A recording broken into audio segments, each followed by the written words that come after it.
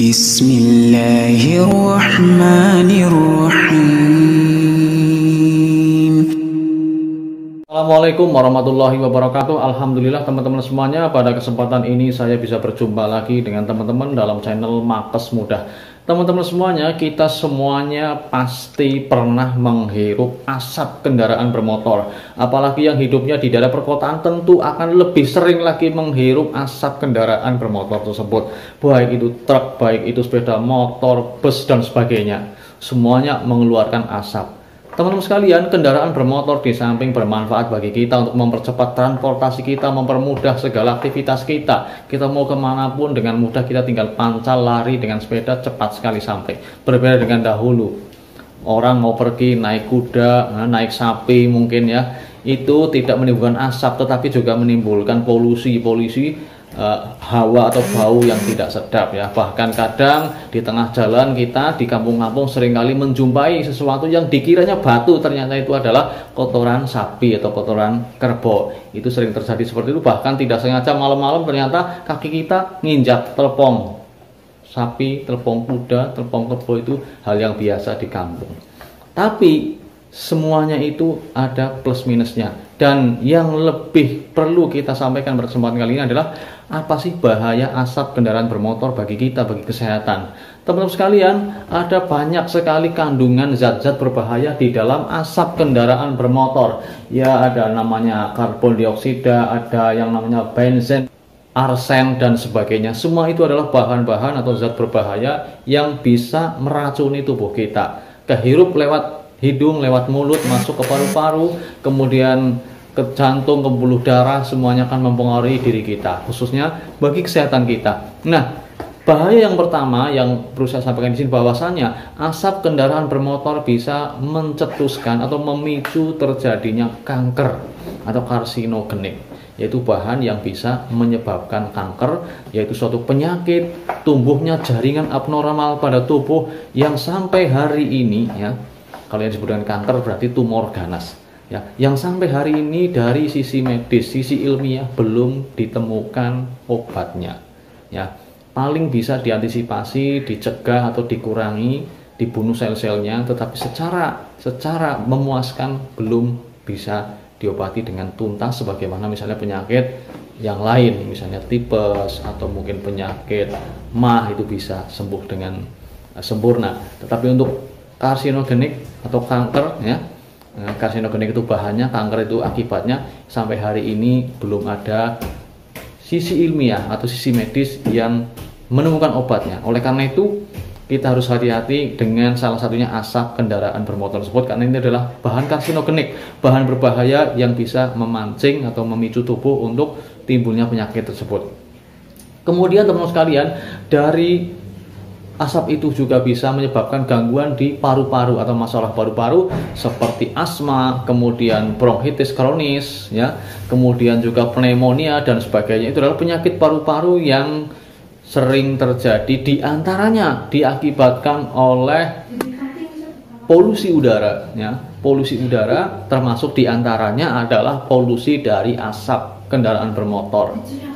Kemudian yang ketiga teman-teman sekalian, asap kendaraan bermotor juga bisa menyebabkan penyakit kardiovaskuler, yaitu jantung dan pembuluh darah. Karena asap yang masuk ke tubuh akan sampai juga ke jantung, kemudian juga mengalir ya, partikel-partikel yang sangat kecil tersebut ke pembuluh darah kita. Sehingga tidak jarang orang yang sudah pernah penyakit jantung ketika sering menghirup asap tersebut, asap kendaraan bermotor, akan lebih besar risiko timbulnya atau kambuhnya sakit jantung tersebut. Di antaranya adalah jantung koroner, itu dengan mudah bisa tercetus atau bisa kumat lagi. Oleh karena itu harus hati-hati, kalau sudah penyakit jantung jangan terlalu sering menghirup asap kendaraan bermotor ya.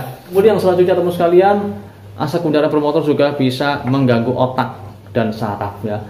Tidak jarang orang yang sering menghirup udara kotor tersebut akan menderita sakit seperti misalnya stroke ya, yaitu pecahnya pembuluh darah atau tersumbatnya pembuluh darah akibat suatu penyakit ya, diantaranya pencetusnya dipicu oleh asap kendaraan bermotor.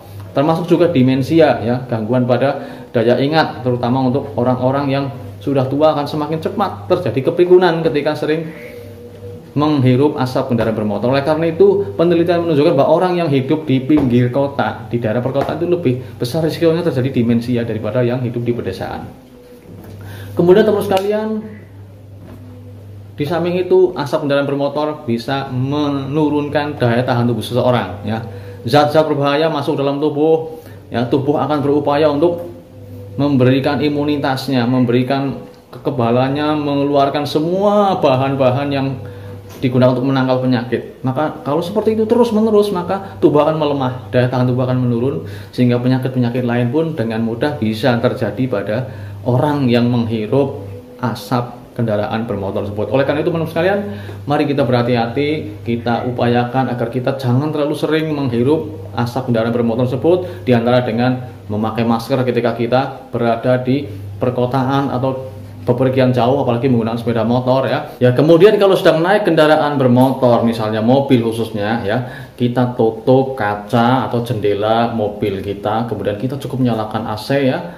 Tentu saja ini akan mengurangi masuknya asap kendaraan bermotor di sekitar kita, apalagi kalau di sekitar kita sedang berlalu lalang atau sangat ramai kendaraan-kendaraan bermotor, khususnya kendaraan bermotor roda 4 ke atas ya.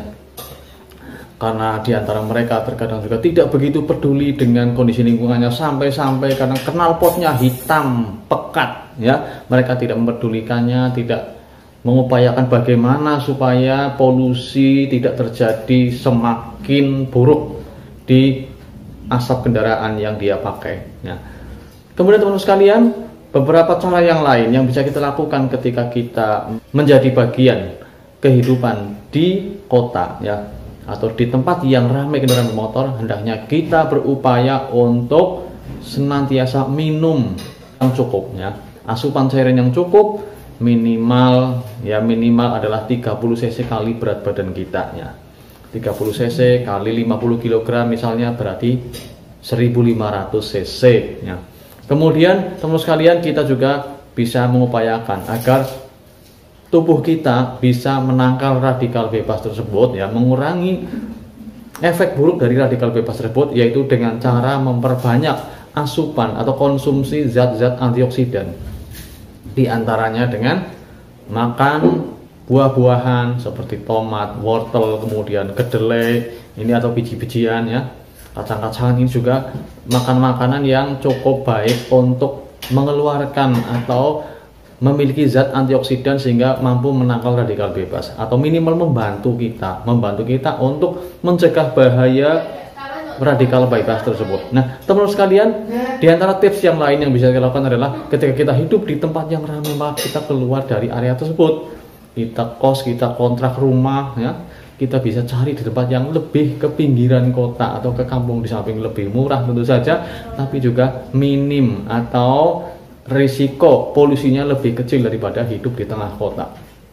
Nah, teman-teman sekalian, itulah beberapa tips yang bisa kita lakukan ketika kita berada di area yang banyak asap kendaraan bermotor. Pertanyaan yang barangkali ada di benak kita, apakah setiap orang yang menghirup asap kendaraan bermotor bisa sakit sebagaimana yang disebutkan tadi? Maka jawabannya belum tentu, tergantung dari satu, berapa banyak asap kendaraan bermotor yang masuk ke dalam tubuh seseorang dan seberapa sering pula. Kemudian yang kedua adalah seberapa kuat daya tahan tubuh dia. Semakin kuat daya tahan tubuhnya, maka semakin dia itu risiko untuk terkena penyakit semakin kecil.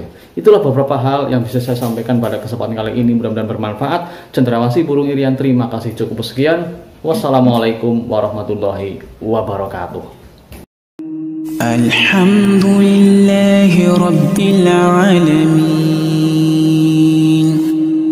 Ar-Rahmanir Rahim, Maliki Yawmiddin. Iyyaka na'budu wa iyyaka nasta'in. Ihdinas siratal mustaqim.